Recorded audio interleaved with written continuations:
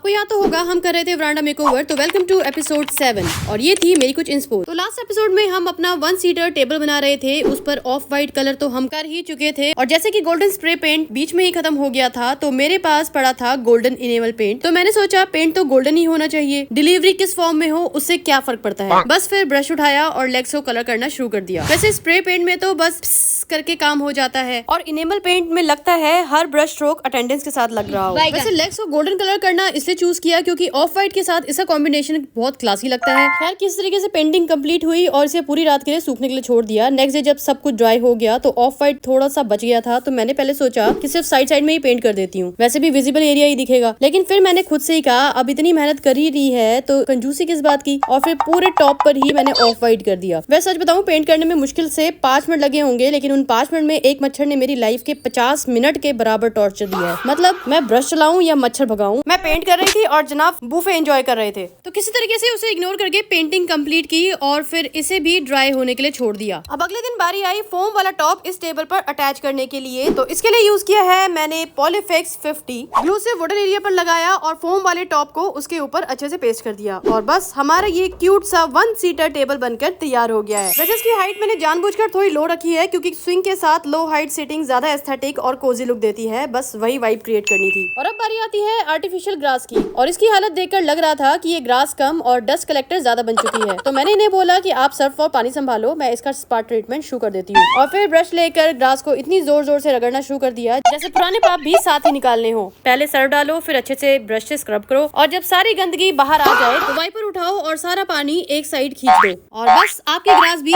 फिर से नई जैसी लगने लगेगी। अब भाई जब मैं इतनी देर से मेहनत कर ही रही थी तो मैंने सोचा घर में एक हस्बैंड भी है, थोड़ा उनका भी प्रॉपर यूटिलाइजेशन कर लिया जाए। तो मैंने कहा आप वाइपर चलाओ, मैं पानी डालती हूँ, और जनाब बिना सैलरी के ड्यूटी पर लग गए। वैसे मानना पड़ेगा इस बार कंप्लेंट भी नहीं की, बस चुपचाप वाइपर चलाते रहे। बीच बीच में मुझे देख भी रहे थे, शायद सोच रहे होंगे पता नहीं अगला काम कौन सा मिलने वाला है। और मैं भी सोच रही थी कि जब फ्री लेबर इतनी अच्छी मिल रही है तो मौका क्यों ही छोड़ा जाए। और जब ग्रास साफ होकर चमकी ना तो 1 मिनट के लिए मुझे भी लगा कि अरे ये तो वही वाली ग्रास है जो हम फेंकने का प्लान कर रहे थे। बस इतनी सफाई करते करते ही ग्रास तो फ्रेश हो गई, लेकिन मेरी बैटरी 100 से बिल्कुल 1% की रह गई। अब इतनी मेहनत के बाद थोड़ा रेस्ट तो बनता है। मिलते हैं नेक्स्ट एपिसोड में।